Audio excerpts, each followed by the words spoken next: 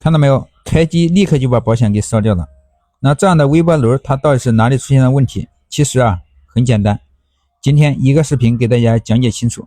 我们可以通过区分烧保险时候的症状来确定问题出现哪里。比方说，如果这个保险烧得很严重，直接炸机，那么大部分就是前边的这些门开关或者是这个定时器，要么还有就是电路板它上面短路了引起的。像刚才这个保险，其实它烧的并不厉害，它只是熔断了里边的保险丝，壳是完全没有损坏的，那说明它的电流并不大。那这种情况我们只需要检查这个后级就可以了，那就是这个变压器上面的持温管还有旁边这个电容，这三项我们需要重点进行检查。第一步检查持温管，发现持温管是好的。那第二步检查变压器，因为变压器连接的线比较多，我们可能需要断开一部分线路。那么断开这个高压电容，发现变压器也不漏电了，那问题就出在这个高压电容或者是这个高压二极管。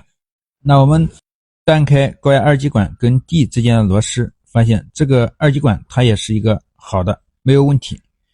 那现在就只剩电容了，我们来测量电容两端，发现它直接导通，说明这个电容已经被击穿了。那既然找到了问题，那就简单了，我们直接找一个同型号的电容，对它进行一个代换。代换之后，通过试机发现一切正常，那说明咱们这个机子就完全修好了。